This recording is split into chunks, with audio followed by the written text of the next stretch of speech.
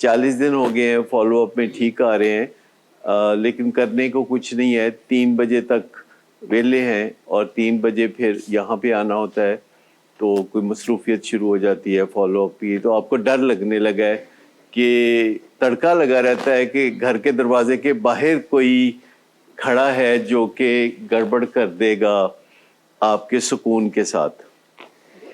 और ये जो धड़का सा लगा रहता है, ये उस सूरत में होता है जब आप रिकवरी को एक तुक्का समझते हैं। अगर रिकवरी को स्ट्रक्चर में देखें, किसी ढांचे में देखें, तो फिर आपको धड़का नहीं रहता। धड़का, जैसे लोग बिजनेस करते हैं जब नया नया और वो कामयाब होता है, तो उनको बहुत सारे साल धड़का लगा रहता है कि पता नहीं किस दिन हमारा बिजनेस नाकाम हो जाएगा। लेकिन जब मैकडोनल्ड वाले कहीं बिजनेस शुरू करते हैं तो उनको ना पहले दिन धड़का होता है, ना दूसरे दिन, ना 5 साल बाद। या जो एस्टेब्लिश बिजनेसमैन होते हैं वो इसे कोई तुक्का नहीं समझते, वो अपनी कामयाबी की वजूहात जानते हैं और उनको अल्लाह का फजल करार देते हैं। तो वो बर होते पूरी यकीन है, उनको डर नहीं होता। जो उन्होंने सीखा होता है तो वो उसके मुताबिक चल रहे होते हैं। ओपरा विनफ्रे का नाम आपने शायद सुना हो, आप में से बहुत से लोगों ने ओपरा विनफ्रे का नाम सुना होगा। वो एक ऐसी खातून है जिन्होंने दुनिया को बदलने में बाकायदा काफ़ी किरदार अंजाम दिया। और उनके प्रोग्राम में एक साइकोलॉजिस्ट आए जिनका नाम डॉक्टर वेन डब्ल्यू डायर था। तो उन्होंने उसको कहा कि ओपरा, तुमने 25 साल पहले जब मुझे गेस्ट के तौर पर बुलाया था तो बैक स्टेज तुमसे कुछ बातें हुई थी कि मैं ये करना चाहती हूँ, मैं वो करना चाहती हूँ, मैं वो करना चाहती हूँ, तुमने सब वो कर दिया। तो ओपरा कहती है कि yes, I have done it.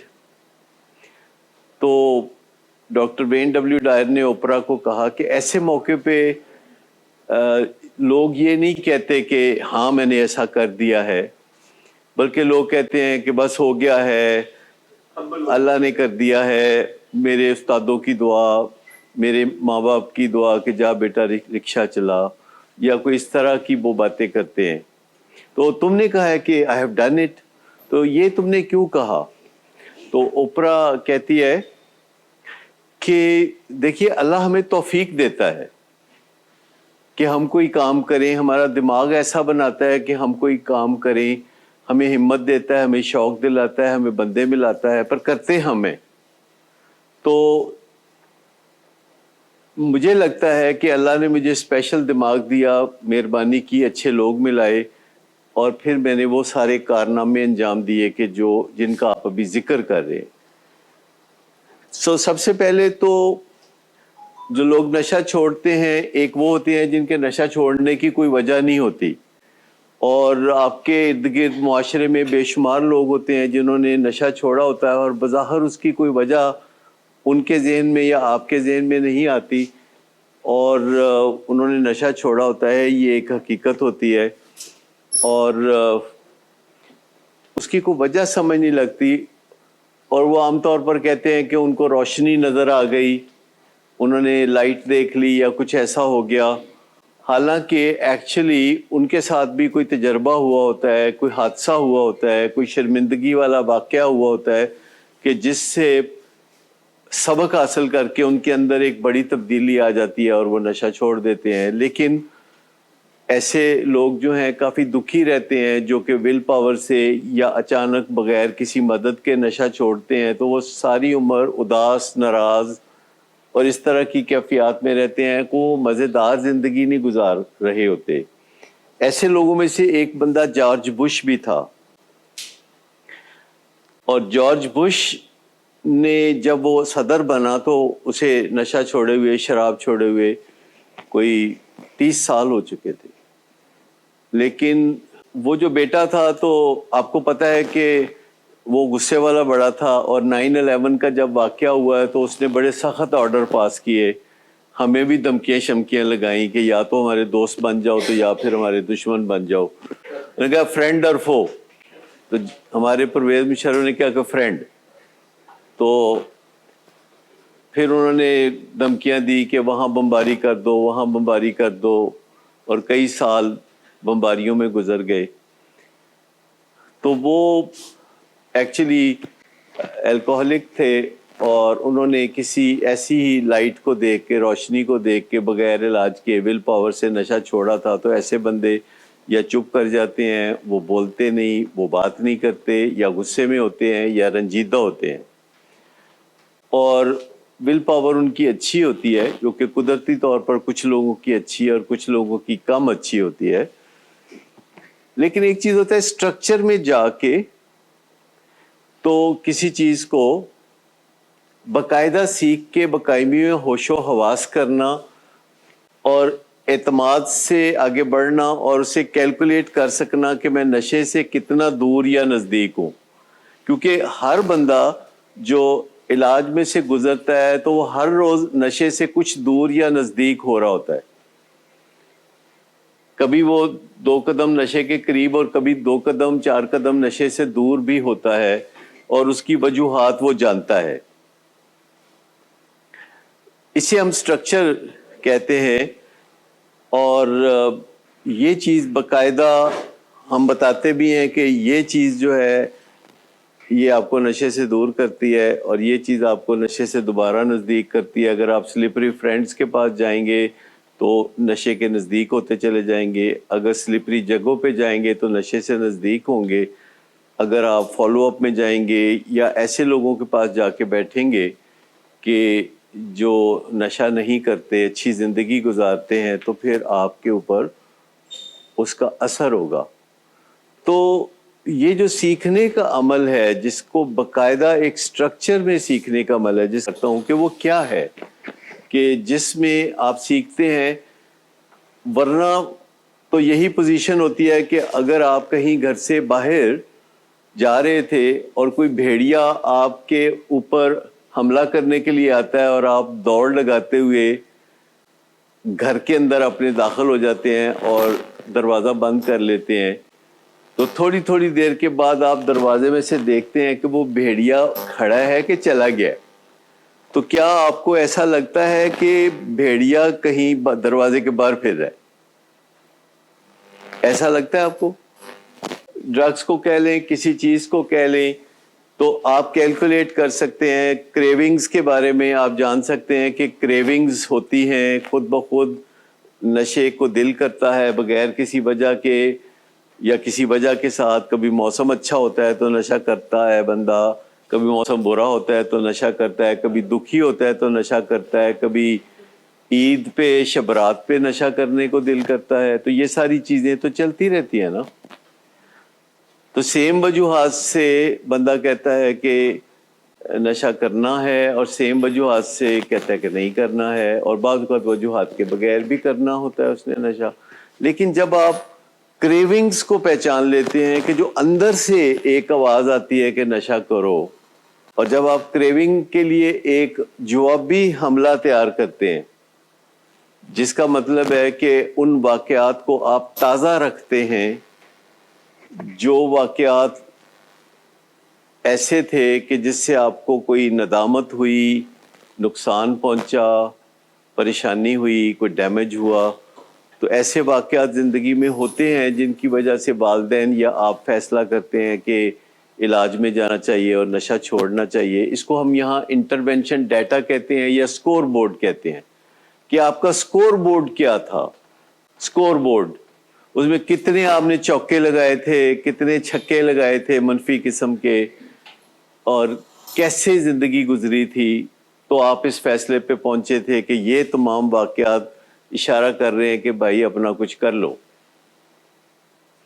تو انٹرونشن ڈیٹا اگر روزانہ کی بنیاد پر ان کو آپ پیش کریں، اس کو ریوائیو کریں، تو آپ کا خوف 50% رہ جائے گا اگر آپ روزانہ کامیابی سے انٹرونشن ڈیٹا ان کو پیش کریں.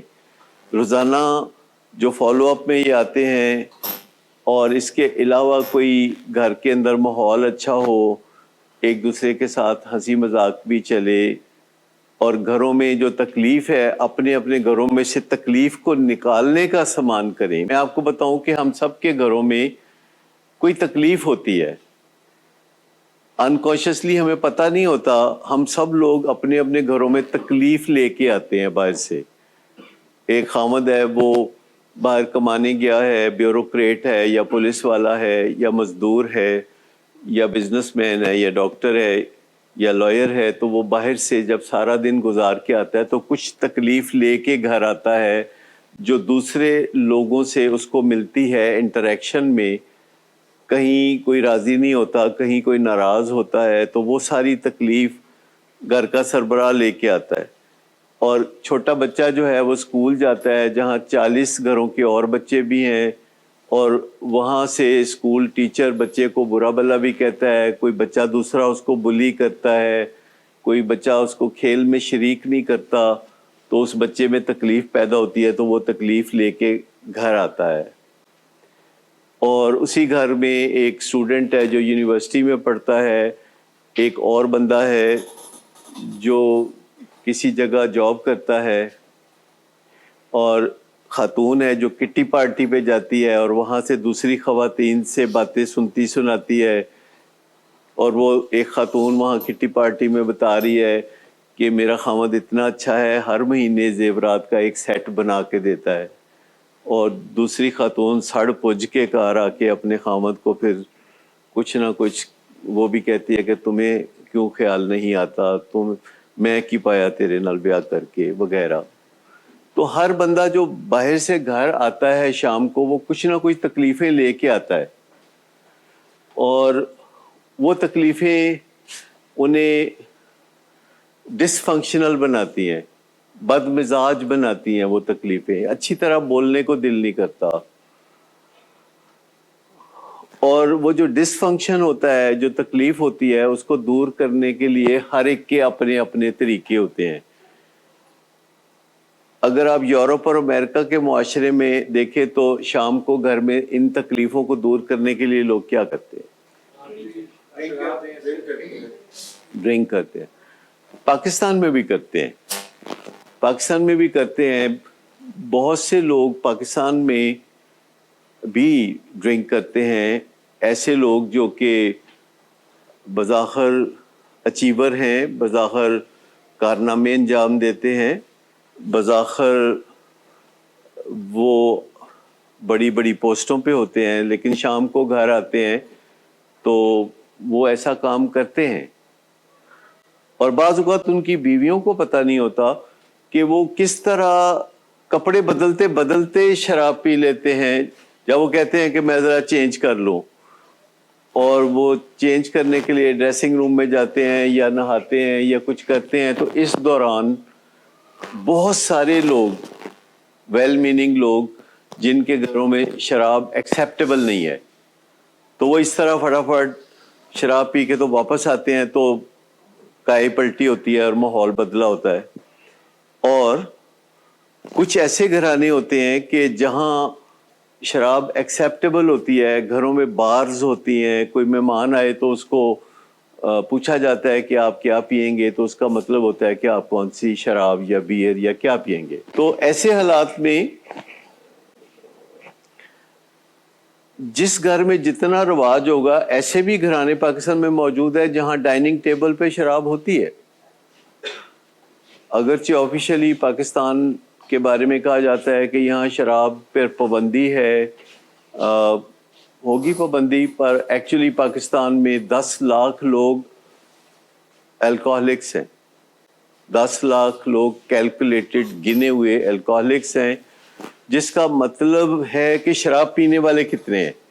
کوئی بتائے گا آپ میں سے؟ جی 1 کروڑ.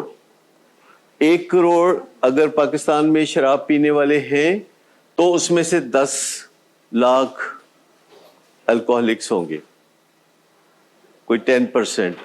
اگر 1 کروڑ چرس پینے والے ہیں تو ان میں 15 لاکھ چرس کے ایڈکٹ ہوں گے، وہ 15% ہے. ہر نشے کی کم و بیش آئیڈیا دیکھنے کی بات ہے.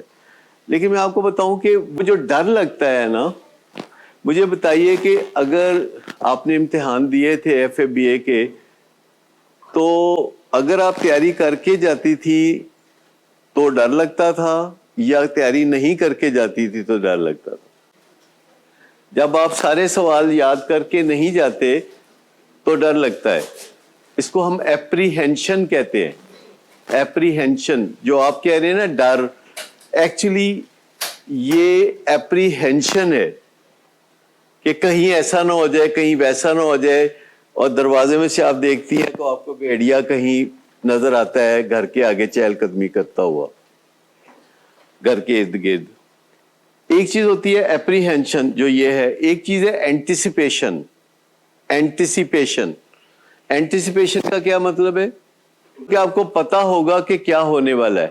اینٹیسپیٹ کرنا، یعنی آپ کو پتا ہوتا ہے کہ یہ آگے ہوگا تقریباً. اگر آپ نے امتحان کی ساری تیاری کی ہوئی ہے اور جو 6 سوال امتحان میں آئیں گے ان کے بارے میں آپ کانفیڈنٹ ہے کہ آپ کر لیں گے، تو پھر آپ اینٹیسپیشن کے ساتھ امتحان میں جاتے ہیں. ورنہ پھر آپ ایپریہینشن. ایسے موقع پہ میرے چھوٹے بھائی چڑیوں کو دانہ ڈالا کرتے تھے امتحان دینے جاتے ہوئے، کیونکہ وہ تیاری شیاری کوئی نہیں کرتے تھے. تو میں نے دیکھا تھا ان کو بڑا شوق تھا چڑیوں کو دانہ ڈالنے کا. چڑیوں کو دانہ ڈالیں تو اس سے امتحان میں کافی کامیابی ملتی ہے. تو آپ بھی یہ ٹرائی کرنا چاہیں گی چڑیوں کو دانہ؟ ایویں ہی مطلب تسلی کے خاطر. جب اپنا کام نہیں کرنا تو کوئی نہ کوئی پھر ایسا کام تو کریں گے نا. آپ کوئی چڑیوں کو دانہ تو پھر ڈالیں گے. تو بہتر ہی ہے کہ اپنا وہ کام جو ہے، اسٹرکچر جو ہے، جو 6 سوال ہیں، 6 سوال میں سے ایک سوال یہ ہے کہ یہ اپنے پرانے دوستوں سے ملیں گے کہ نہیں ملیں گے. تو اس سوال کا جواب کیا ہے؟ ڈر دور کرنا ہے اور پر یقین ہونا ہے. تو سلپری لوگوں سے ملنا ہے کہ نہیں؟ یہ ایک پکا سوال ہے جو آپ کے امتحان میں آنے والا ہے. پکا سوال، یہ تو لازمی کرنا ہے، اس میں کوئی چوائس نہیں ہے. پکا سوال ہے کہ آپ نے پرانے دوستوں کو، سلپری دوستوں کو ملنا ہے کہ نہیں ملنا. تو جب تک یہ کلیئر ہے کہ نہیں ملنا تو ایک سوال کے نمبر پورے ہیں آپ کے. اور دوسرا ہے سلپری پلیسز، کہ کوئی جگہ ایسی ہے جہاں سلپ ہے. تو اگر آپ پر یقین ہے کہ مجھے اس جگہ نہیں جانا جو سلپری ہے اور ڈلوان والی ہے، تو ادھر مجھے نہیں جانا، تو پھر بیڑیا اور دور ہو جائے گا. تو یہ جو چیزیں ہیں، جو جیسے کہ کریونگ مینجمنٹ آتی ہے کہ نہیں، یا نظریات ٹھیک ہوئے ہیں کہ نہیں. کیا یہ سمجھتے ہیں کہ جو میں نے نشہ چھوڑا ہے تو اپنے لیے چھوڑا ہے، یا یہ نشہ چھوڑا ہے تو ابا جی کے لیے چھوڑا ہے؟ تو جو کام ہم اپنے لیے کرتے ہیں اس سے بڑا فرق پڑتا ہے نظریات کے اندر، پھر بیہیویئر کے اندر چینج، کہ میں بات منوانا چاہتا ہوں کہ میں بات ماننا چاہتا ہوں. کیوں بات ماننی ہے یا منوانے پہ توجہ رکھنی ہے؟ ماننی.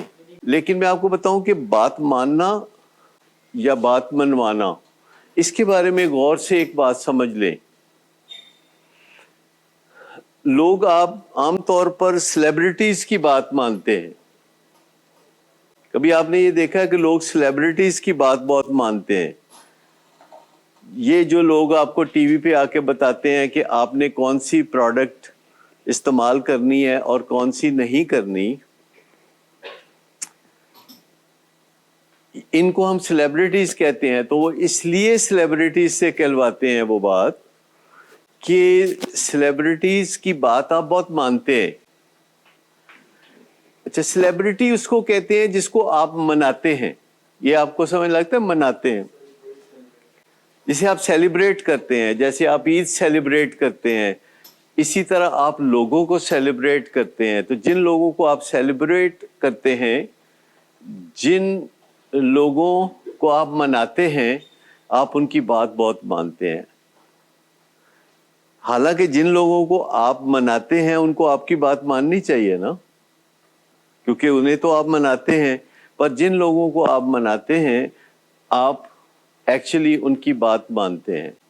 تو مجھے بتائیے عبداللہ کہ جس کی بات مانی جاتی ہے وہ سیلیبریٹی ہوتا ہے نا.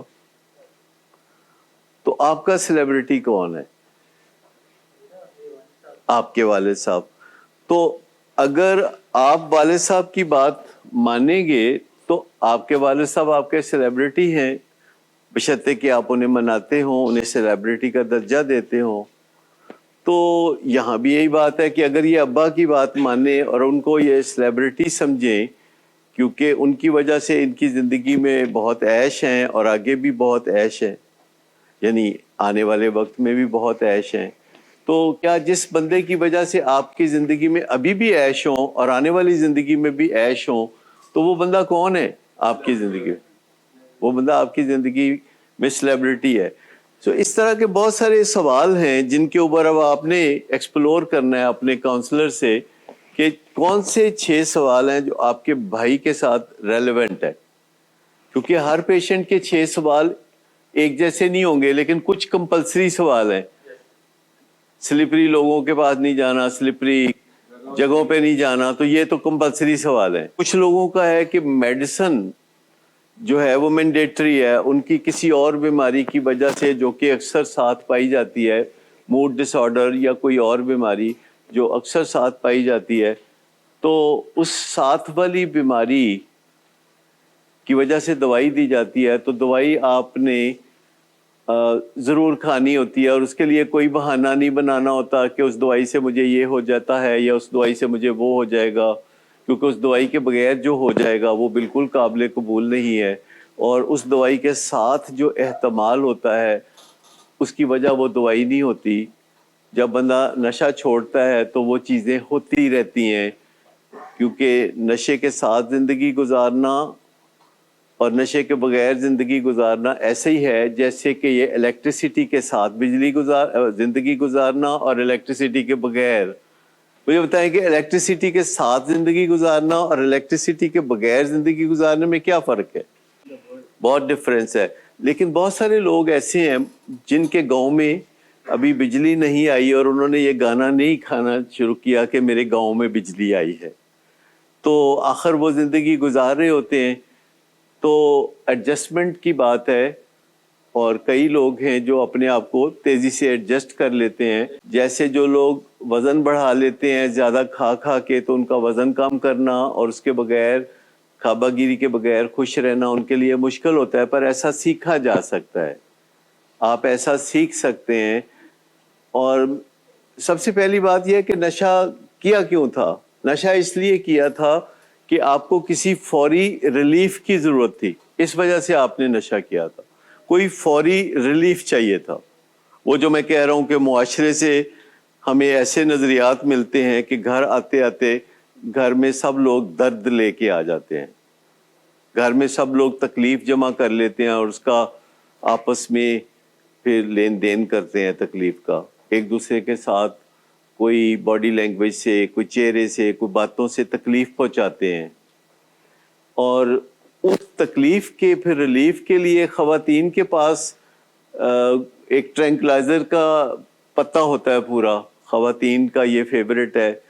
انہوں نے اپنے پرس میں ایک ٹرینکلائزر کا پتہ رکھا ہوتا ہے کہ خاوند نے کوئی بات کی ہے تو 2 گولیاں کھانی ہے، بیٹے نے کوئی بات کی ہے تو 1 گولی کھانی ہے، بہو نے کی ہے تو آدھی گولی کھانی ہے، حساب رکھا ہوا.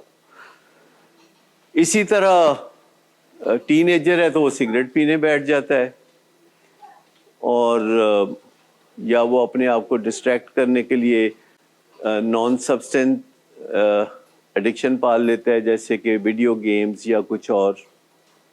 تو یہ ذہن میں رکھیں کہ ہم ریلیف کے لیے نشہ شروع کرتے ہیں کیونکہ ہماری زندگی میں تکلیف اکٹھی ہو جاتی ہے، ہمارے نظریات میں اور ہمارے رویوں میں کوئی مسئلہ ہوتا ہے کہ ہم ایک دوسرے کو تکلیف دیتے ہیں، ورک پلیس پہ تکلیف دیتے ہیں، معاشرے میں تکلیف دیتے ہیں، ایک دوسرے کو بری بری باتیں کہتے ہیں، ایک دوسرے کے ساتھ منہ ماری کرتے ہیں. اور دھکے کا جواب تو دھکا ہی ہوتا ہے. جب ہم کسی کو دھکا دیتے ہیں تو جو ابھی دھکا اس سے زیادہ مضبوط ہو سکتا ہے. تو تکلیف کی وجہ سے لوگ پھر نشے کی طرف جاتے ہیں تاکہ ریلیف ملے، اور نشے سے لوگوں کو فوری ریلیف ملتا ہے، لیکن ان میں سے 10% کو پھر ایک دوسرا حادثہ ہو جاتا ہے. یعنی جو لوگ نشہ کرتے ہیں کسی تکلیف کی وجہ سے، اور اس تکلیف کی وجہ سے جب وہ نشہ کرتے ہیں تو ان میں سے 10% کو ایک اور حادثہ ہو جاتا ہے، اور وہ جو 10% کو جو حادثہ ہو جاتا ہے وہ جسم کے اندر ایک تبدیلی آ جاتی ہے کہ وہ نشے کو صحیح مینج نہیں کر سکتے، نشے کو صحیح مینج نہیں کر سکتے، نشے کو میٹابولائز نہیں کر سکتے. اس کے لیے سائنٹیفک ورڈ ہے میٹابولائز. جیسے کھانے کو ہم ڈائجسٹ کرتے ہیں تو نشے کو ہم میٹابولائز کرتے ہیں. تو جب نشے کو صحیح میٹابولائز نہیں کر سکتے تو شراب پینے والے کو ہینگ اوور ہوتا ہے، کوکین والے کو پیرانویا ہوتا ہے، وہ ہر وقت اس کو لگتا ہے کہ کوئی نہ کوئی میرے پہ حملہ آور ہونے والا ہے، تو مجھے مارنے والا ہے کوئی، تو سب لوگ صلاح کر رہے ہیں کہ مجھے نقصان پہنچائیں. اسی طرح ہر نشے کا ایک اپنا ہی طریقہ ہے تنگ کرنے کا جب وہ موافق نہ رہے. تو 10% لوگوں کو جو نشہ پہلے موافق ہوتا ہے وہ موافق نہیں رہتا بعد میں، تو 90% لوگوں کو نشہ موافق ہی رہتا ہے. تو یہ 10% لوگوں کا مسئلہ ہے جنہیں کہا جا سکتا ہے کہ انفارچونیٹلی ان کے ساتھ ایسا ہوتا ہے. جیسے 10% لوگوں کو ڈائبٹیز ہو جاتی ہے، تقریباً 10% لوگوں کو بلڈ پریشر ہو جاتا ہے. 10% کی ریشو کافی بیماریوں میں چلتی رہتی ہے کہ 10% لوگوں کو کچھ نہ کچھ ایسے واقعات ہوتے ہیں. بائی پولر جو لوگ ہوتے ہیں جنہیں ہم کامیاب لوگ کہتے ہیں، ان میں سے بہت سارے لوگوں کو، تقریباً 10% لوگوں کو، ان کو بائی پولر ڈس آرڈر ہو جاتا ہے. یعنی جو بائی پولر لوگ ہیں ان میں سے 10% کو بائی پولر ڈس آرڈر ہو جاتا ہے. یعنی جو پہلے خوبیوں والے لوگ تھے ان کی خوبیوں کو گرہن لگ جاتا ہے، ان کے اندر کوئی نہ کوئی گڑبڑ ہو جاتی ہے اور وہ کافی کوشش کرتے ہیں زندگی کو سنبھالنے کی، تو زندگی سنبھلے نہیں سنبھلتی، اور یہ لوگ عام طور پر پھر نشہ بھی شروع کر لیتے ہیں، اور کئی دفعہ نشے سے ان کی زندگی سنبھل بھی جاتی ہے. پر 10% بیچ میں ہوتے ہیں جن کی زندگی مزید خراب ہو جاتی ہے، کیونکہ ان کے ساتھ پہلا حادثہ بائی پولر ڈس آرڈر کا ہوتا ہے، دوسرا حادثہ ان کے ساتھ ایڈکشن کا ہوتا ہے. یہ تھوڑی، تو جب نشہ تنگ کرنے لگتا ہے، پریشانیاں پیدا کرنے لگتا ہے، تو آپ کے ذہن میں نشہ چھوڑنے کے خیالات آتے ہیں، اور پھر ایک دن آپ ول پاور کے زور پہ نشہ چھوڑنے کا فیصلہ کر لیتے ہیں اسی دن، اسی شام، اور 2-3 دن میں کڑاکے نکل جاتے ہیں تو آپ کہتے ہیں نہیں میں نہیں چھڑ سکتا، پھر واپس نشے کی طرف آ جاتے ہیں، پھر شروع کر لیتے ہیں، پھر ختم کر لیتے ہیں، پھر شروع کر لیتے ہیں. پھر ایک دن وہ سوچتے ہیں کہ نہیں کسی کی ہیلپ لینی چاہیے، پھر وہ مختلف ہیلپ ٹرائی کرتے ہیں، پھر کسی نہ کسی طرح ری ہیب پہنچتے ہیں، اور جب وہ نشہ چھوڑتے ہیں تو انہیں نئی قسم کی تکلیفوں کا سامنا ہوتا ہے جس میں ایمپٹینس، بوریت، جیسے آپ بوریت کہہ رہے ہیں، دنیا میں نشے کی سب سے بڑی وجہ بوریت ہے. ایمپٹینس، رنج، لو فیلنگ، لگتا ہے بٹھا بیٹھ گیا ہے، لگتا ہے کسی چیز کو دل نہیں کرتا، کوئی چیز اچھی نہیں لگتی، اداس ناراض سا بندہ رہتا ہے، کسی کو دکھ بتا نہیں سکتا، کسی کو بندہ کہہ نہیں سکتا کہ مجھے یہ دکھ ہے کہ مجھے نشہ نہیں مل رہا، کیونکہ معاشرے میں لوگ پھر باتیں کرتے ہیں. تو جو بھی مریض علاج کرا کے جاتا ہے تو اس کا چہرے سے نظر آ رہا ہوتا ہے کہ اس کی گائے گم ہو گئی ہے، لیکن وہ اس کو پوچھے کہ کیا حال ہے تو کہتا ہے ٹھیک ہوں، کیونکہ اسے پتا ہوتا ہے کہ اگر اس نے بتایا کہ اس کو کریونگ ہوتی ہے تو پیو نے پھر جتی لا لینی، انہیں کہا کرنا تینوں سدھا، تیرا علاج کرایا تے تینوں کریونگ ہوندی ہے. تو مطلب ایک سوگ سا ہوتا ہے، ایک گریف ہوتا ہے، نشہ چھوڑنے کا ایک گریف ہوتا ہے، سوگ ہوتا ہے، اور وہ سوگ منایا جاتا ہے، سوگ بھی منایا جاتا ہے. کہ پھر جب یہ ہوتا ہے حال، جو کہ 80% تو جلدی فٹافٹ ٹھیک ہو جاتے ہیں، 16% ہوتے ہیں جن کی بیماری ان کو ٹف ٹائم دیتی ہے، 4% ہوتے ہیں جن کی بیماری ان کو بہت تڑپاتی ہے. یہ ہم نے عرصہ دراز سے دیکھا ہے کہ this ratio is going on. تو جتنا آپ تیاری کر لیں گے، اگر آپ تیاری زیادہ کر لیں تو کوئی حرج نہیں، لیکن اگر تیاری شارٹ ہو گئی تو اس میں حرج ہے. آپ کی تیاری ہونی چاہیے زیادہ ہمیشہ. امتحان میں اگر آپ لینا چاہتے ہیں کامیابی تو تیاری آپ کو تھوڑی زیادہ کرنی پڑتی ہے کہ پتہ نہیں یہ سوال آ جانا ہے کہ وہ سوال آ جانا ہے، یا یہ ہونا ہے یا وہ ہونا ہے یا کچھ نہ کچھ ہونا ہے. بائی پولر ڈس آرڈر بڑی سمپل سی بات ہے کہ یہ ہائی اچیور جو سوسائٹی میں ہوتے ہیں، جو 4-5% لوگ ہوتے ہیں، یہ بائی پولر کہلاتے ہیں کیونکہ یہ بائی پولر کا مطلب ہے 2 پول والا. پول ہوتے ہیں اینڈز کو جو کہتے ہیں، جیسے کہ کوئی آپ بیڈمنٹن کھیلتے ہیں تو ایک پول ہوتا ہے تو پھر دوسرا پول ہوتا ہے، تو ایک پول سے دوسرے تک بیچ میں خالی جگہ ہوتی ہے. تو بائی پولر کا مطلب ہے کہ جو بندہ صبح اٹھے تو اس کا موڈ نیوٹرل ہو، سلائٹلی اچھا ہو، جو کام کاج پہ تعلیم کے لیے یا کسی بھی مقصد کے لیے گھر سے نکلتا ہے، اور شام تک وہ اچیو کرتا ہے، کچھ کامیابی حاصل کرتا ہے اور اس کامیابی کو انجوائے کرتا ہے، اور شام کو وہ بڑا انرجیٹک ہوتا ہے، اور ہر روز صبح کی نسبت شام کو وہ پروفیٹیبل ہوتا ہے، اس کو منافع ملتا ہے، کوئی تعلیم کا منافع، کوئی کاروبار کا منافع، کوئی شہرت کا منافع اور کوئی کامیابی. اور پھر اس کے بعد اگلے دن کے لیے وہ آرام کرے تو اچھا ہے، اور اگلے دن صبح پھر نئے سرے سے وہ اپنی کامیابی کو آگے بڑھاتا ہے.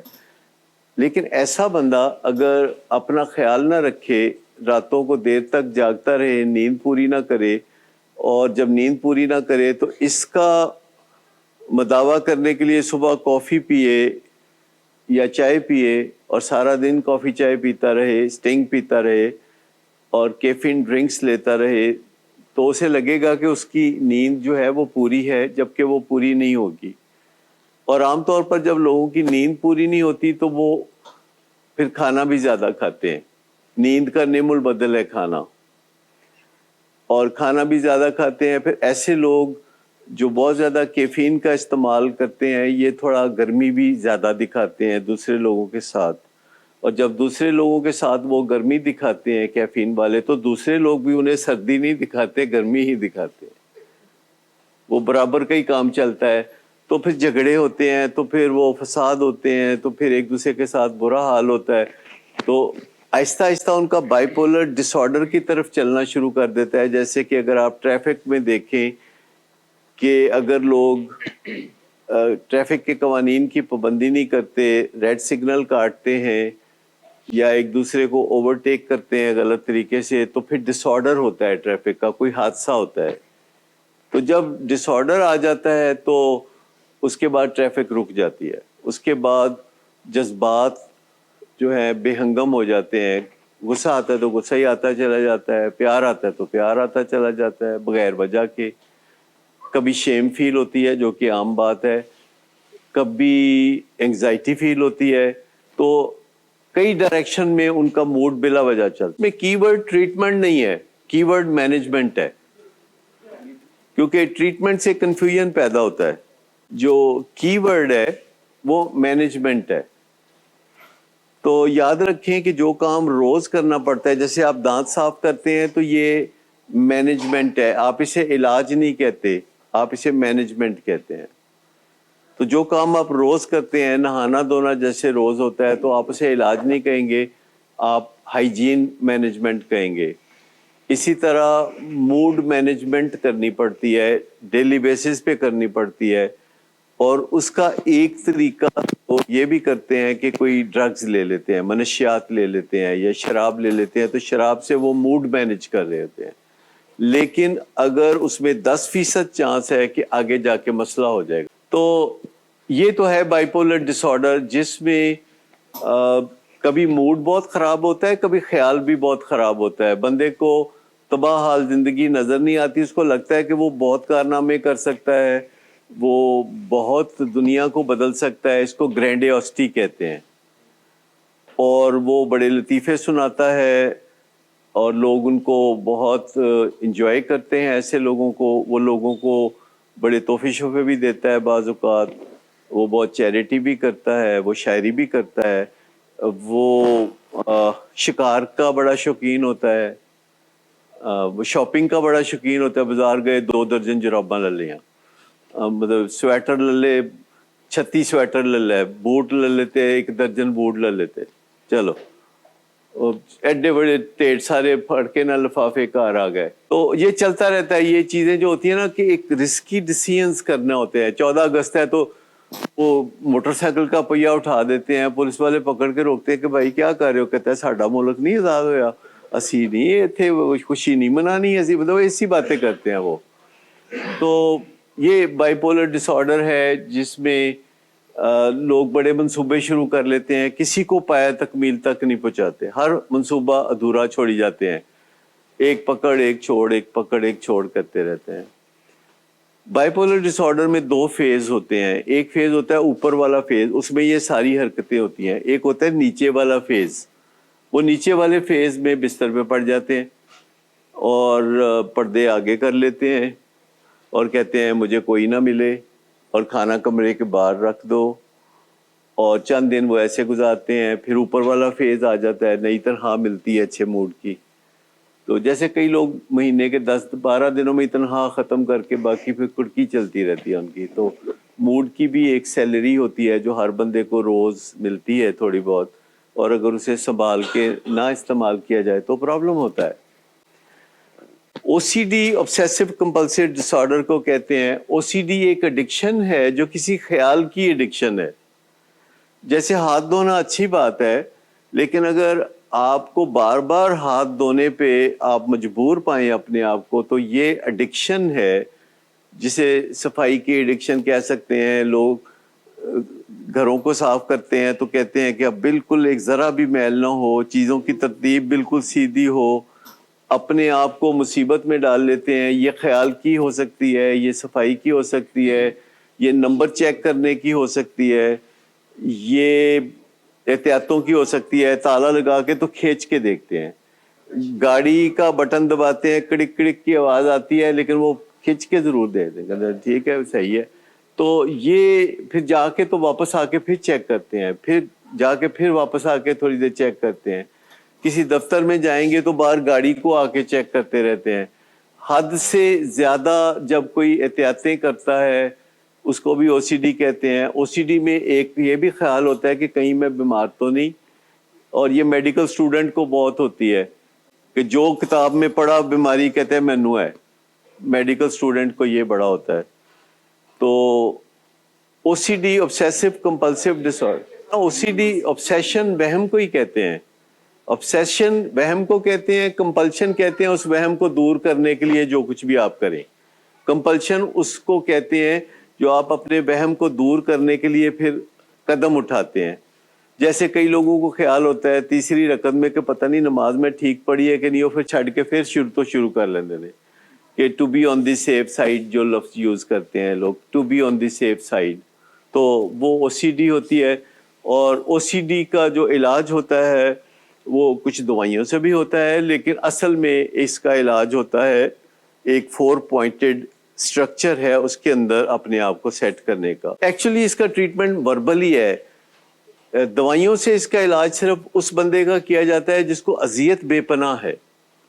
जिसको अजियत ज़रा भी कम है उसको दवाइयाँ नहीं देते, वरना वो फिर स्ट्रक्चर में नहीं आता। तो स्ट्रक्चर में उसको लाने के लिए ज़रूरी है कि तकलीफ़ थोड़ी सी रहे, वरना वो स्ट्रक्चर में नहीं आएगा। और वो 4 बातें उसने सीखनी होती हैं जो अपनी ज़िंदगी में उसने अपना लेनी होती है। उन 4 बातों को उसने अपनी ओढ़ना बिछोना बनाना होता है, और वो हर वक्त उन 4 बातों को ज़हन में रखता है कि ये 4 बातें मैंने करनी है। और वो 4 बातें आप शुरू में थोड़ा विल पावर से करते हैं, फिर आपकी आदत बन जाती है, फिर ये ऑटोमेटिक भी हो जाता है कि आपको ऑटोमेटिक वो 4 बातें दोहराने का मौका मिलता है। उसमें से पहली ये कि मैं नहीं, ये मेरी ओसीडी है। पहले अपने आप को ओसीडी से अलग कर लेना कि ये मैं नहीं, ये मेरी ओसीडी है। यानी मेरी मर्जी से नहीं हो रहा, ये एक बीमारी की मर्जी से हो रहा है। ये है जो ये सब कुछ कर रही है, इसमें मेरा अमल दखल कोई नहीं, मैं अलग हूँ, ये बीमारी अलग है, मैं नहीं चाहता ये करना पर बीमारी ये कराती है। मेरा ब्रेन, उसमें हम ये भी कहते हैं ये मैं नहीं, ये मेरा ब्रेन है। اور دوسری بات یہ کہ میرے برین نے غلطی سے یہ سیکھ لیا ہے، ایک ایسا کام ہے جو غلطی سے میرے برین نے سیکھ لیا ہے، تو آپ مان لیتے ہیں کہ یہ کوئی کنفیوژن ہو گیا ہے، کوئی غلطی ہو گئی ہے، اور پھر آپ اپنے آپ کو پوچھتے ہیں کہ وہ کیا کام تھا جو اصل میں مجھے ابھی کرنا تھا، میرا ایجنڈا کیا تھا، میرا نیکسٹ آئٹم کیا تھا جو میں ایکچولی کرنا تھا، اور میں اس میں پھنس گیا۔ پیشنٹ کو بار بار ڈسکشن میں یہ یقین دلایا جاتا ہے کہ یہ آپ جو کہ دنیا کے سامنے فنکشنل ہے، یہ آپ کو اس کا ذمہ دار ہم نہیں ٹھہراتے، یہ آپ کے برین کے اندر ایک غلط فہمی ہے جو کسی ٹائم پہ پیدا ہو گئی ہے، کوئی پروگرامنگ ہے جو غلط ہو چکی ہے، اور آپ جو کہ بائی نیم ہم سے واقف ہیں، ہم اس پہ آپ کو بلیم نہیں کرتے، آپ بھی اپنے آپ کو بلیم نہ کریں۔ ایک بیماری ہے، جیسے کھانسی آتی ہے تو آپ کو کوئی نہیں بلیم کرتا، سب کہتے ہیں کہ یہ ایک بیماری ہے جو کھانسی پیدا کر رہی ہے، آپ کا اس میں کوئی قصور نہیں۔ وامٹنگ میں ہم کسی کو کچھ نہیں کہتے۔ جب ہم اس کے ساتھ کاؤنسلنگ میں یہ چیز واضح کرتے ہیں، اور چونکہ وہ تکلیف میں بھی ہوتا ہے، تو جب کوئی تکلیف میں ہوتا ہے تو وہ بات ماننے پہ آمادہ بھی ہوتا ہے۔ تیسری چیز ہے کہ آپ کہتے ہیں کہ وہ next item in the agenda کیا تھا، وہ میں کرنے کیا لگا تھا جو میں اس چکر میں پڑ گیا ہوں، یہ جو میں ہاتھ دھونے بیٹھ گیا ہوں، تو ایکچولی میں کرنے کیا لگا تھا۔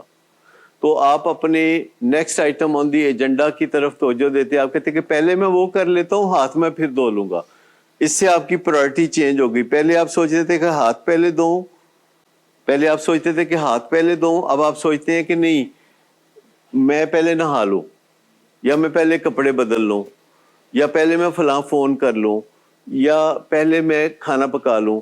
تو جب آپ اپنا جو فیل ہے وہ اس کو پرائرٹی دیتے ہیں، تو آپ کی بیماری پیچھے ہٹنا شروع ہوتی ہے، اور آپ اسے لارا ایکچولی لگا رہے ہوتے ہیں کہ پہلے میں اپنا کام کر لوں پھر میں تمہیں ایڈریس کرتا ہوں۔ جیسے آپ کسی بندے کو لارا لگاتے ہیں، کوئی آپ بچے کو لارا لگاتے ہیں کہ جاؤ تھوڑی دیر بعد آنا، میں ذرا کام کر لوں پھر تم سے ڈیل کرتا ہوں، اپنی چوائس پہ۔ تو جب آپ او سی ڈی کے ساتھ اپنی چوائس ایکسرسائز کرنا شروع کر دیتے ہیں اور کامیابی سے ایسا کرتے ہیں، تو او سی ڈی پیچھے ہٹنا شروع ہو جاتی ہے۔ او سی ڈی ویسے بھی 40 سال کی عمر میں ٹھیک ہو جاتی ہے، یہ بیماری بڑھتی ہوئی عمر کے ساتھ ٹھیک ہوتی چلی جاتی ہے، اور 80% لوگوں کی او سی ڈی بغیر کسی ٹریٹمنٹ کے 40 سال کی عمر کو پہنچتے پہنچتے ٹھیک ہو جاتی ہے۔ تو اس کا اندازہ کریں کہ اس میں کتنی امید ہے کہ آپ اسے 40 کی بجائے 30 سال کی عمر میں ٹھیک کر لینے میں کامیاب ہو جائیں، یا آپ 24 سال کی عمر میں کر لیں، یا 20 سال کی عمر میں کر لیں۔ تو یہ پرائمری کرونک بیماریوں میں سے واحد بیماری ہے جو سیلف ریگریسو ہے، باقی بیماریاں پروگریسو ہیں، یہ ریگریسو ہے بیماری۔ اور اس میں تیسرے سٹیپ میں آپ یہ کہتے ہیں کہ پہلے میں وہ کام کر لوں پھر تمہارا میں کرتا ہوں بندوبست۔ اس میں چوتھا سٹیپ یہ ہے کہ جب آپ کامیاب ڈالیں اپنے آپ کو، تو پھر جو لارا آپ نے لگایا تھا، تو آپ نے کہا تھا کہ میں 2 گھنٹے بعد پھر تمہیں کرتا ہوں، پہلے میں اپنا کام کر لوں پھر تمہاری طرف توجہ دیتا ہوں، تو 2 گھنٹے بعد آپ نے پھر ادھر توجہ دینی ہے۔ لیکن آپ جب ادھر توجہ دیں گے تو آپ کو حیرت ہوگی کہ وہ جو ڈیمانڈ تھی ہاتھ دھونے کی، یا کسی خیال کی، یا کسی کام کی جو ڈیمانڈ تھی وہم کی، وہ ڈیمانڈ نیچے جا چکی ہوتی ہے۔ اور جب وہ ڈیمانڈ نیچے جاتی ہے تو آپ اپنے آپ کو شاباش دیتے ہیں۔ اگر ڈیمانڈ نیچے نہیں جاتی تو پھر آپ واپس پہلے سٹیپ پہ آ جاتے ہیں۔ So keep on doing it. نئی نئی گاڑی چلانا سیکھتے ہیں تو کیا ہوتا ہے کہ کبھی بریک لگانے میں ڈیفیکلٹی، کبھی کلچ دبانے میں ڈیفیکلٹی، کبھی کچھ، کبھی چوک کے اندر گاڑی کھڑی ہو جاتی ہے۔ جب آپ نیا نیا کھانا پکاتے ہیں کبھی ہنڈیا ہی لگ جاتی ہے۔ تو یاد رکھیں کہ کوئی بھی سکل، چاہے ٹائپنگ ہو یا کوئی بھی سکل ہو، تو اگر آپ وہ سکل سیکھ رہے ہیں تو شروع میں آپ توقع رکھیں کہ اس میں آپ کو ہیسلز ہوں گی، ہکپس ہوں گی، تو ان کو آپ نے پہلے سے اینٹیسپیٹ کرنا ہے، اور اپنے کاؤنسلر سے پوچھنا ہے کہ مجھے کیا کیا ممکنہ ڈیفیکلٹیز ہو سکتی ہیں، کہاں کہاں ٹریپس ہیں، کہاں کہاں مشکلات ہیں، تو وہ آپ نے پہلے بات کرنا ہے۔ لیکن یہ ہمارے پاس لٹریچر موجود ہے اردو میں اور انگریزی میں، 4 پوائنٹڈ فارمولا کا، اگر کوئی لینا چاہے تو وہ لے سکتے ہیں لٹریچر۔ تو یہ او سی ڈی کا معاملہ ہے۔ اس کے علاوہ پینک اٹیک کی بات کسی نے کی کہ پینک اٹیک کیا ہوتے ہیں، تو آپ کو پتا ہے پینک اٹیک کیا ہوتے ہیں؟ تھوڑا واقفیت ہے؟ پینک اٹیکس پیلپٹیشن زیادہ ہوتی ہے. پیلپٹیشن آئی تھنک بہت موسٹ کامن ہے، سینٹرل پوائنٹ ہے جو کہ زیادہ وریسم ہوتا ہے کہ پتہ نہیں مجھے دل کا دورہ پڑ گیا ہے. اور بعض اوقات بندہ ڈاکٹر کے پاس جاتا ہے، وہ چیک کر کے کہتا ہے کوئی نہیں تسی ٹھیک ہو، اور اکثر و بیشتر وہ جاتا ہے پھر کہتا ہے ڈاکٹر مینوں دس نہیں رہا مینوں ہے دل دا دورہ. حالانکہ دل کے دورے کا ٹیسٹ ہوتا ہے اور وہ فوری کیا جا سکتا ہے، پتہ چل جاتا ہے کہ یہ دل کا دورہ ہے یا ویسے کوئی پینک اٹیک ہے. تو یہ بہت آسانی سے پتہ چل جاتا ہے اور ٹیسٹ کی روشنی میں. اور پینک اٹیک ایکچولی انکنوینئنٹ ہوتے ہیں، خطرناک نہیں ہوتے. پینک اٹیک کا کوئی مسئلہ نہیں. سب سے پہلی چیز ہے پینک اٹیک کے بارے میں آپ کو پتہ ہونا چاہیے کہ اس سے مجھے کوئی نقصان ہونے والا نہیں ہے، تکلیف ہونے والی ہے. جیسے ایک کوئی چونڈی کاٹ دے آپ کو تو مطلب تکلیف ہی ہے نا، باقی اس میں نقصان کیا ہونا ہے؟ کیوں جی بندہ کسی نے چونڈی وڈے یا اپنے آپ نو وڈے تے کوئی مسئلہ تے نہیں. تو یہ میں آپ کو بتاؤں کہ جتنے بھی یہ پینک اٹیک ہوتے ہیں یہ ایکچولی اس وجہ سے ہوتے ہیں کہ آپ اپنے جذبات کا یعنی انگزائٹی کا اظہار نہیں کرتے. آپ کو اظہار نہیں کرنا آتا کیونکہ آپ کو دوسرا بندہ سنب کر دیتا ہے، یا گھر میں کوئی ایسا روب داب والا بندہ ہے کہ جس کے سامنے آپ سے بات ہی نہیں ہوتی، یا دفتر میں یا محلے داری میں. جب آپ کے جذبات اندر ہی اندر ہوتے ہیں تو وہ جذبات ایک باقاعدہ انرجی ہے اور وہ اندر ہی پھریریاں لیتے رہتے ہیں، جذبات پھرتے رہتے ہیں کہیں نہ کہیں. اور یہ خالی پینک اٹیک کی شکل نہیں ہوتی، کئی اور چیزیں بھی ہوتی ہیں. مثال کے طور پر کھٹے ڈکار آنے شروع ہو گئے، جسم پہ خارش شروع ہو گئی، چہرے پہ پمپل نکل آئے. یہ جذبات اس طریقے سے اپنا اظہار کر رہے ہوتے ہیں جب ہم صحیح طریقے سے جذبات کا اظہار نہیں کرتے. تو ہمیں سیکھنے کی ضرورت ہوتی ہے کہ ہم کسی کو بتا سکیں کہ یہ بات مجھے اچھی نہیں لگتی، اس بات پہ مجھے غصہ آتا ہے، اس بات پہ میں بے چین ہوں، میں اپسیٹ ہوں. مثال کے طور پر کوئی ہمیں پوچھے کہ آپ کا کیا حال ہے تو ہمیں بتانا چاہیے کہ میں انگزائٹی میں ہوں، یا میں پریشان ہوں، یا مجھے برا لگ رہا ہے، یا میں اپسیٹ ہوں. لیکن ہم اس لیے نہیں کہتے کہ اگلا بندہ پھر اور پوچھنا شروع کر دے گا. تو اگر آپ آگے نہیں بتانا چاہتے، مثال کے طور پر کوئی آپ سے پوچھتا ہے کہ کیسے ہیں آپ، تو آپ کہتے ہیں میں بے چین ہوں آج. وہ کہتا ہے کیوں بے چین ہے؟ تو آپ کہتے ہیں کہ میں بتا نہیں سکتا، مجھے بتانا میرے لیے مشکل ہے، یا میں بتانا نہیں چاہتا. اس میں کوئی پرابلم نہیں. لیکن یہ کہنا کہ میں ٹھیک ہوں جبکہ میں ٹھیک نہیں ہوں، اس سے پرابلم ہے. اور پینک اٹیک کا ایک ہی حل ہے کہ آپ اپنے جذبات کا اظہار کرنا سیکھیں. حالانکہ آپ کو سابقہ تجربہ یہ ہوتا ہے کہ جب آپ نے اپنے جذبات کا اظہار کیا تو آپ کو کوئی نقصان ہوا، کسی بندے نے کوئی سزا دی، کسی بندے نے کوئی برا بھلا کہا، اور آپ نے سوچا کہ میں خاموشی رہوں تو اچھا ہے. اس کو سٹون والنگ کہتے ہیں. جب بھی کوئی بندہ سٹون والنگ کرتا ہے تو اس کو پینک اٹیک ہوتا ہے. لیکن اظہار کرنا سیکھنے والا کام ہے. آپ یوں سمجھیں کہ اپنے جذبات کا اظہار کرنا یہ ایک سکل ہے جو کہ سیکھنے والی سکل ہے. یہ از خود عام طور پر از خود بہت کم لوگ ایسا کر پاتے ہیں. دیکھیے ہم انسانوں کے درمیان دوسرے لوگوں کے ساتھ 3 طریقے ہیں جو ہم کر سکتے ہیں. ہم بات کر سکتے ہیں، ہم گھور سکتے ہیں اور باڈی لینگویج سے لوگوں تک پیغام پہنچا سکتے ہیں، ہم مار پٹائی کے ساتھ لوگوں تک پیغام پہنچا سکتے ہیں. اب آپ دیکھ لیجئے ان تینوں میں سے کون سا طریقہ آپ نے کرنا ہے. تینوں طریقے نہیں کرنے، کیونکہ زیادہ تر لوگ ان تینوں طریقوں پہ بھروسہ رکھتے ہیں. کہتے جی میں گل کر کے دیکھنا، نہیں تو پھر گھور کے دیکھاں گا، نہیں تو پھر پھینٹی لا کے دیکھاں گا. تو یہ جو طریقے ہیں نا، تینوں طریقے یہ نہیں کرنے. ان میں سے پہلا طریقہ انسانوں کے لیے ہے اور دوسرا طریقہ جو ہے جانداروں کے لیے ہے. جیسے مرغے آپ نے دیکھا ہے تو وہ ایک دوسرے کو گھور کے دیکھ کے پر پھلا کے تو ایک دوسرے کو میسج دیتے ہیں کہ میں تگڑا ہوں کہ تم تگڑے ہو اور میری یہ بات مانو، یہ مرغی میری ہے اور یہ تمہاری نہیں ہے. کوئی اس طرح کا جو ان کے درمیان کوئی تنازع ہوتا ہے تو وہ اس کو حل کرتے ہیں. لیکن انسانوں کے پاس سوچنے کی اور بات کرنے کی جو صلاحیت ہے اس پہ بھروسہ نہیں ہے, کیونکہ یہ نئی نئی صلاحیت ہے, 10,000 سال سے انسان نے سیکھی ہے سوچنا اور بات کرنا, تو جلد ہی بھروسہ اس پہ ختم ہو جائے. کہتا نہیں لاتوں کے بھوت باتوں سے نہیں مانتے, میں کرتا ہوں کوئی بندوبست. پھر بندہ بڑی تیزی کے ساتھ یہ جو بات چیت ہے اس کی بجائے ہاتھا پائی اور گھورا گھوری اور مار پٹائی اور یہ سارا کچھ چلنا شروع ہو جاتا ہے. لیکن آپ ایک دفعہ فیصلہ کر لیں کہ میں نے کون سا ٹول استعمال کرنا ہے, اور اگر تو آپ نے ہاتھا پائی کرنی ہے تو آپ کو کوئی ٹریننگ کی ضرورت نہیں ہے, آپ پہلے ہی ٹرینڈ ہے. ہاتھا پائی انسان کو اللہ نے پہلے سکھا کے بھیجی ہوئی ہے, اس میں کوئی لرننگ کی ضرورت نہیں. آپ میں سے کبھی کسی نے ہاتھا پائی کی ہو تو آپ کو پتا ہوگا کہ اس میں آپ کا ہاتھ کافی چلتا ہے, اس میں کچھ سیکھنے کی کوئی ضرورت نہیں ہے. اور گھورنا یہ تو مسئلہ ہی کوئی نہیں, باڈی لینگویج خراب کرنا یہ مسئلہ ہی کوئی نہیں.